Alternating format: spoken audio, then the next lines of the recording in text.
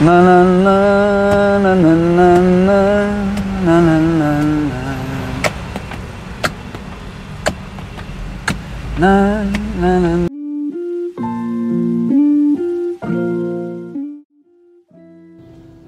Ini pas hari Minggu ya kan, sambil iseng-iseng, bosen di rumah juga kan, kita sambil manasin mobil, tapi isi bensin dulu lah. Udah kelap-kelip.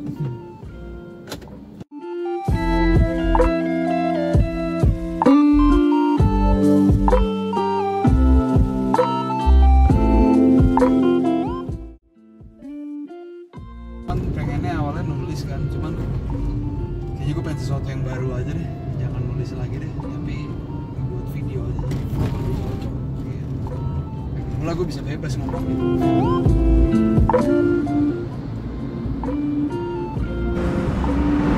Menurut gue sarannya Mas Dedi dan Panji bener banget sih. Dia kan yang nyuruh gue buat, Dir lo buat aja YouTube lo sendiri. Gue rasa itu ini deh, kayak cara paling efektif untuk berkomunikasi sama publik. Gue kan sebenarnya selama ini nyari cara itu kan, mana cara ngobrol yang asik. Kalau kita harus ketemu secara fisik kan tentu berat ya, nggak mungkin lah, nggak kuat kalau setiap minggu harus ketemu secara fisik itu rutin. Cak Nun tuh yang Cak Nun kuat loh itu setiap minggu. Konsepnya itu apa yang akan kita lihat sama-sama di podcast ini. Jadi buat orang-orang yang masih segan gitu ketemu sama gua buat ngobrol kelihatan live, kita ngobrol gini aja direkam. Ya kan Mas?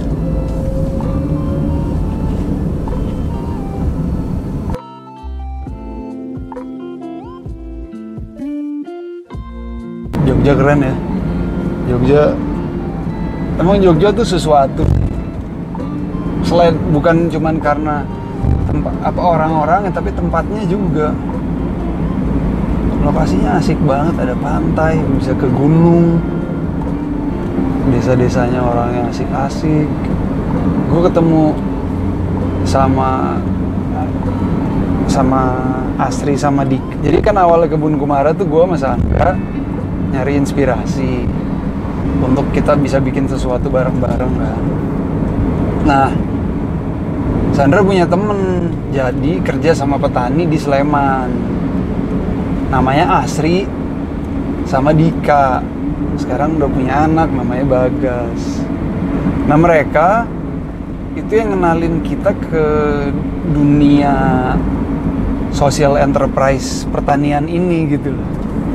Jadi mereka yang duluan masuk dan kita terinspirasi sama mereka, kita sama Asri, pergi terus. Akhirnya gua sama Sandra dikenalin sama Bumi Langit. Di situ gua sama Sandra hari itu juga pagi kita datang ke sana. Gua rasa si Asri nggak janjian juga sama yang punya Bumi Langit, sama Pak Iskandar sama keluarganya. Tapi pas banget pagi itu kita ketemu Pak Iskandar juga di sana. Jadi beliau lagi berkebun. Nah itu pertemuan yang cuma satu kali, singkat kan, itu bisa merubah paradigma gua tuh di situ soal tanaman. Yang tadinya gua nggak punya paradigma soal bahwa tanaman itu adalah hidup, itu bagian dari kita. Nah di situ disadarkan seberapa sebenarnya manusia itu sangat bergantung sama tanaman. Jadi ketergantungan ganja itu sesuatu yang memang sudah seharusnya. Karena kita semua manusia bergantung pada tanaman. Siapa yang di Indonesia tidak bergantung kepada beras? Semua orang bergantung kepada beras. Memang karena kita semua bisa hidup karena tanaman. Nah, hal-hal kayak gitu kan gue sama Sandra temuin setelah ketemu sama Pak Iskandar. Kesadaran-kesadaran itu muncul gitu, makanya kita belajar di Bumi Langit. Dari situlah, jadi Bumi Langit tuh kayak yang bisa menyatukan antara gue sama Sandra gitu, untuk membuat usaha bersama Kebun Kumara. Ada idealismenya di situ kuat, edukasinya juga kuat, karakternya Sandra di situ. Tapi bisnisnya juga ada. Itu baru 1-2 titik di Jogja. Sedangkan di Jogja banyak banget titik-titik lainnya kan. Kita ketemu Mas Angki sama Mbak Dian dan Daun anaknya.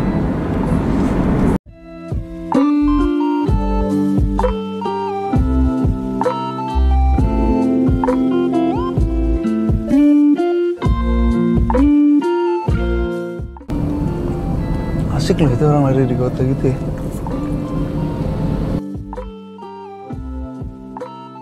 Asik ya di Jakarta.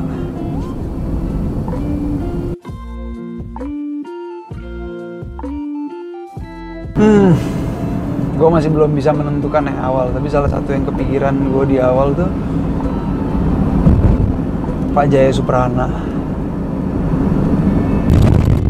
Ya,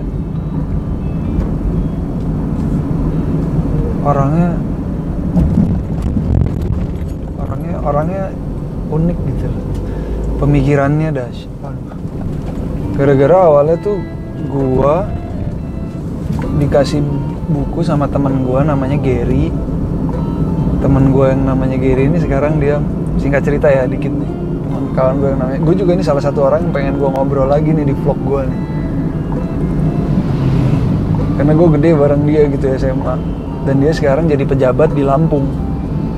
Ya kan, ngobrol sama pejabat, pengen sama temen. Nah, dia ngasih gue buku judulnya Krilumologi, buku tulis Pak Jaya Suprana. Isinya ya kekeliruan lah yang Pak Jaya Suprana lihat. Nah, salah satunya di situ Pak Jaya nulis soal ganja. Pak Jaya nulis kayak gini, kalau emang ganja itu ngebuat orang jadi gila, jadi lemah, mana mungkin rakyat Aceh itu bisa berjuang sedemikian hebatnya gitu, sampai ada Cut Nyak di sana. Dan tiba-tiba waktu itu diundang, akhirnya punya kesempatan pertama kali ketemu sama Pak Jaya Suprana itu waktu ada lagi Kongres Kebudayaan di Jakarta tahun 2018 lalu. Nah, di situ gue berjumpa sama Pak Jaya, diperkenalkan oleh Romo Ferry.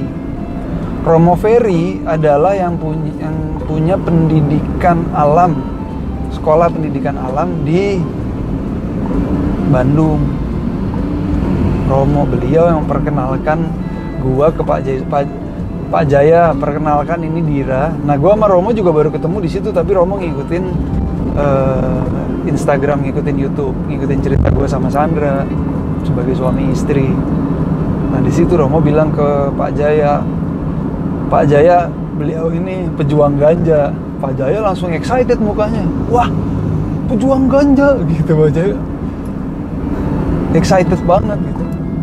Disitulah kita ngobrol dan Pak Jaya mau tahu gitu sebenarnya apa yang gue kerjain. Gue cerita dengan, wah senang banget Pak Jaya. Oh ya seperti, ya udah nanti kamu ya udah kita ngobrol yuk. Di Pak Jaya tuh punya show, Jaya Suprana Show tuh ada di YouTube juga. Akhirnya gue diundang di situ, kita ngobrol di video, tapi videonya nggak jadi tampil sama Pak Jaya, di cut gitu. Ya udah, tapi habis itu kita jadi komunikasi, dan habis itu gue selalu baca tulisan paginya Pak Jaya Suprana. Setiap pagi tuh Pak Jaya pasti nulis. Minimal yang gue saksikan itu udah 2 tahun kebelakangan lah. Tiap ada aja di grup WhatsApp-nya itu. Dari Mbak Ayla juga. Nah, karena itulah gue pengen, gue menganggap Pak Jaya jadi guru sebenarnya. Walaupun gue tahu Pak Jaya pasti nggak sudi dibilang guru. Iya kan Pak? Karena Pak Jaya akan mengaku ya dia murid. Biografinya Pak Jaya kan, Jaya Suprana di bawahnya pembelajar kehidupan, pembelajar kemanusiaan. Berarti kan murid pembelajar, bukan pengajar. Nggak mungkin lah punya murid Ya udah, mudah-mudahan kita bisa ngobrol ya Pak. Banyak banget yang, satu hal sih yang saya pengen tanyain ke Bapak itu soal cita-cita menjadi Indonesia. Itu aja Pak. Itu mimpi yang menurut saya mustahil buat dicapai Pak. Tapi saya, apa yang saya bangun di kehidupan saya untuk mencapai visi itu gitu. Tapi saya masih punya pandangan itu kayaknya nggak mungkin tercapai. Tapi saya lakuin Pak. Pak Jaya, 1 minggu kemarin lah ada judul tulisannya wisata spiritual. Wah, langsung aku klik gitu. Tak klik, ternyata cerita. Jadi suatu hari Tuhan memberikan wisata ke surga dan neraka kepada penghuni bumi. Berbondong-bondong lah ya kan. Kita pertama diajak ke neraka dulu. Nah di neraka ini ternyata itu di bangunan yang mewah. Di tengah-tengahnya ada meja makan panjang, isinya makanan-makanan yang paling dahsyat yang pernah ada gitu. Dan semua orang di situ, di depan situ udah menyantap, saling menyantap makanan ya kan, saling memilih mereka mau makan apa. Nah, tapi uniknya di neraka itu orangnya nggak pakai sikut. Nggak ada sikutnya. Jadi tangannya lurus semua, jadi mereka bisa ngambil makan, tapi mereka nggak bisa masukin makanannya ke mulut. Coba tangan kalian itu nggak, sikunya lurus. Jadi semua dia tersiksa ya kan di neraka itu. Nah, kemudian sama Tuhan penghuni bumi diajak melihat ke surga. Dan di surga situasinya sama. Semua bangunannya mewah, makanannya juga mewah, orang-orangnya nggak punya sikut juga. Tapi yang unik apa? Orang-orang di surga itu bisa, teman-teman kawan di sebelahnya nih, kamu mau makan apa, aku ambilin, nanti aku suapin. Orang yang di sebelahnya otomatis temennya ya kan, kawannya langsung, kamu maunya apa, aku ambilin. Jadi bedanya di surga ada gotong royong ternyata, kata Pak Jaya. Dan di dalam gotong royong itu nggak ada yang namanya social atau physical distancing. Nah itu ada sesuatu yang menarik juga mau diskusiin sama Pak Jaya. Izin ya Pak, belajar Pak.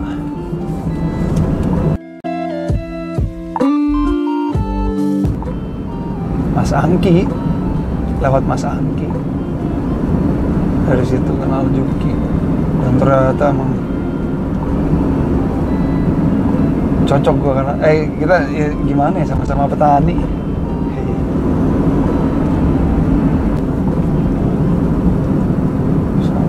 Sama Juki terakhir ketemu di Film Semesta.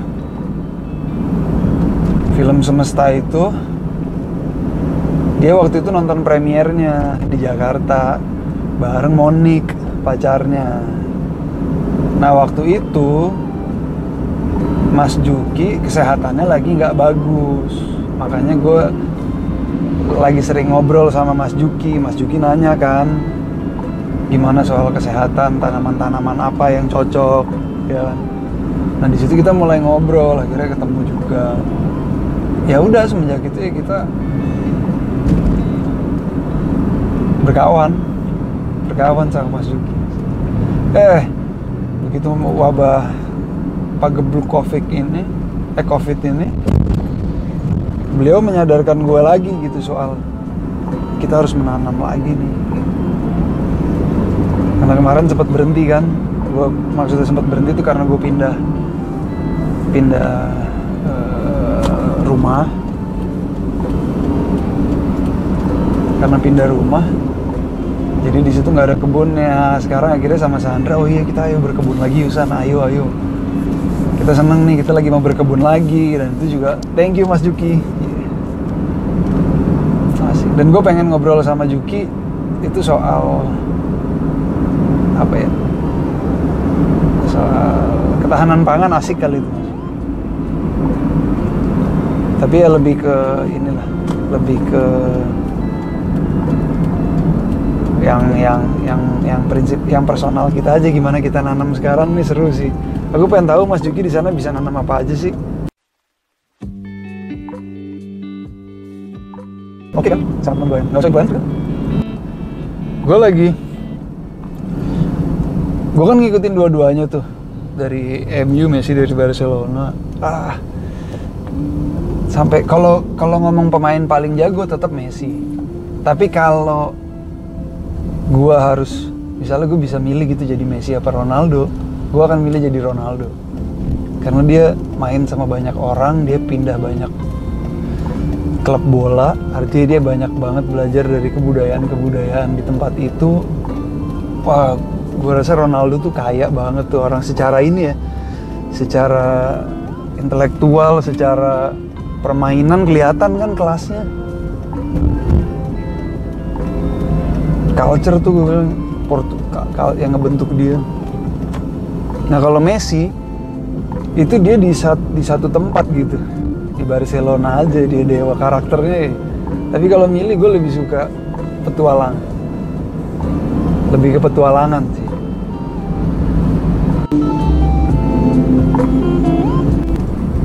Jering tuh nyebrang tuh kayak zebra cross.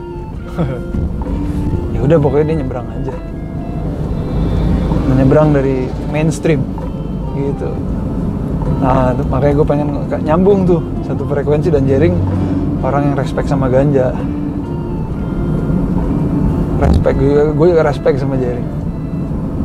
Pengen ngobrol. Dan selama ini ngobrolnya juga cuma di Instagram kayak balas-balasan apa like doang gitu, genit banget anjir. Nanti kita ngobrol deh. Kalau perlu gue kesana mana. Sekalian ke Bali ya kan, pengen tahu Bali tuh. Ajaklah jalan-jalan Bali. Beli Jering ya kan. Soal siapa yang diuntungkan dari COVID. Kalau gua kan ngeliatnya lebih ke, ya kita jangan sampai mengulang kesalahan ke ganja, kita menyalahkan virusnya kayak kita menyalahkan ganja. Yang salah kan bukan itu, kita manusianya yang salah.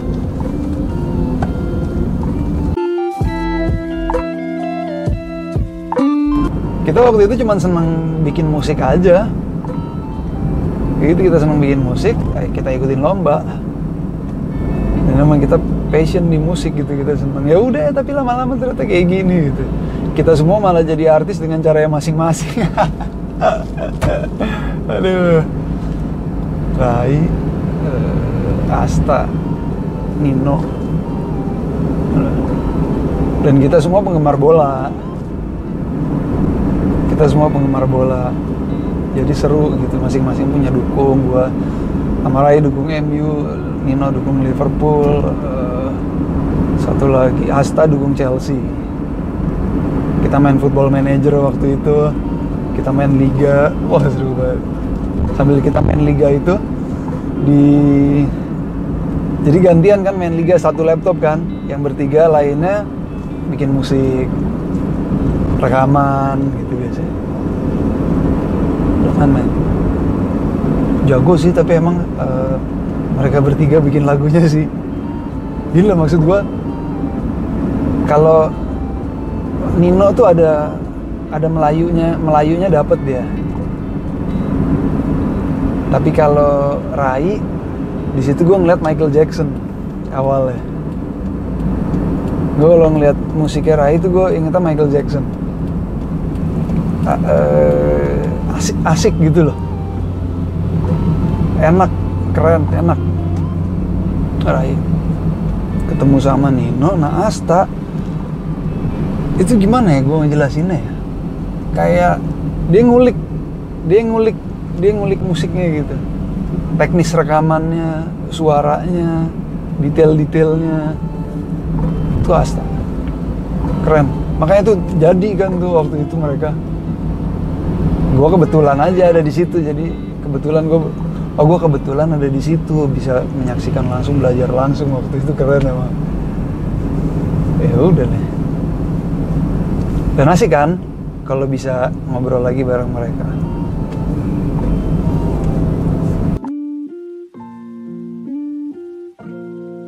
Itu kita baru aja naikin caption di feed di Instagram cerita tentang Musa dan ibunya yang kemudian punya komunitas anak-anak mereka cerebral palsy, lumpuh otak. Nah sakit cerebral palsy ini itu ngebuat anak-anak mereka itu pertumbuhannya secara fisik lambat, dan kalau lagi sakit mereka bisa kejang 3-4 kali dalam 1 minggu atau bahkan dalam 1 hari gitu. Jadi kayak orang ayan gitu. Jadi kalau mereka lagi kejang itu susah nafas.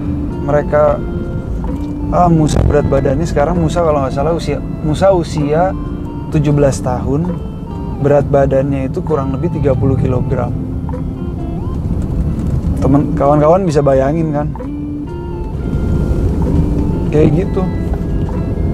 Dan ketika Ibu Dwi memberikan asap ganja ke Musa di Australia waktu itu,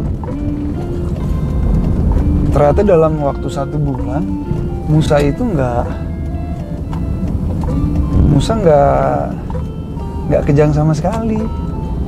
Selama 1 bulan Musa tidak kejang. Nah, kalau Musa nggak kejang, itu artinya terapi-terapi yang diberikan ke Musa, dia belajar meluruskan jarinya, dia belajar duduk, dia belajar nafas lebih enak, ngebuang reaknya, itu semuanya jadi jalan gitu, nggak keulang. Ya intinya Musa waktu di Australia dia jadi nggak kejang gitu. Dan Bu Dwi kan nggak bisa lama di sana sayangnya kan.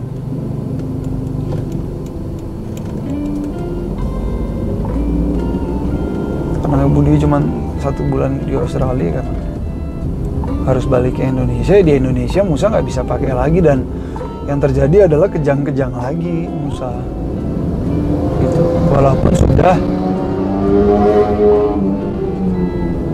Walaupun sudah dilakukan terapi. Seperti Musa itu ternyata datanya Kemenkes ada 500.000 orang lebih di Indonesia. 500.000 orang seperti Musa. Dan kalau memang ganja punya potensi untuk membantu mereka, ya kita harus. Menurutku ini sesuatu yang sangat masuk akal buat kita lakuin sama-sama gitu, sebagai sebuah bangsa. Bukan LGN, ini bukan BNN, bukan Kemenkes, bukan presiden, bukan. Kita sebagai sebuah bangsa. Itu narasinya, itu message-nya. Bahwa Indonesia akan melegalkan ganja dengan cara kita sendiri. Cara bangsa Indonesia. Seperti apa? Ayo kita duduk. Banyak orang cerdas di Indonesia yang bisa memikirkan Indonesia. Bagaimana untuk mengelola ganja, saya pikir Ibu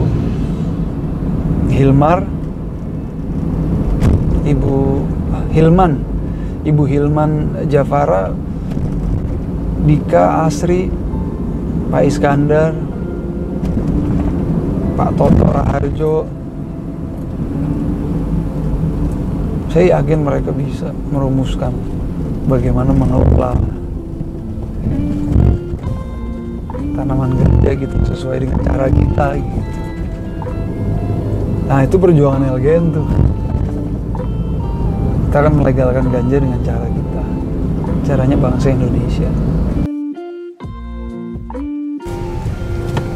Gue tuh tadi ngeliatin bakso gitu, gue lagi kepikiran supirnya kuat juga nyetir. Maksudnya jalurnya tuh membosankan gitu.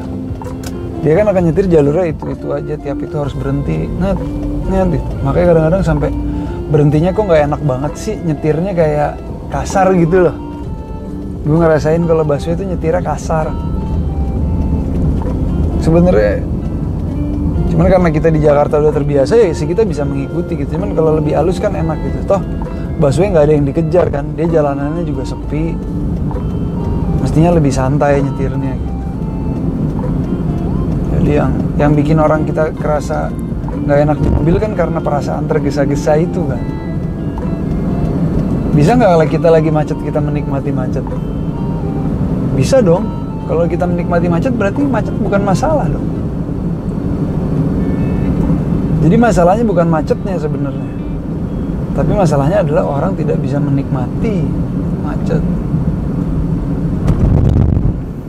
Ya.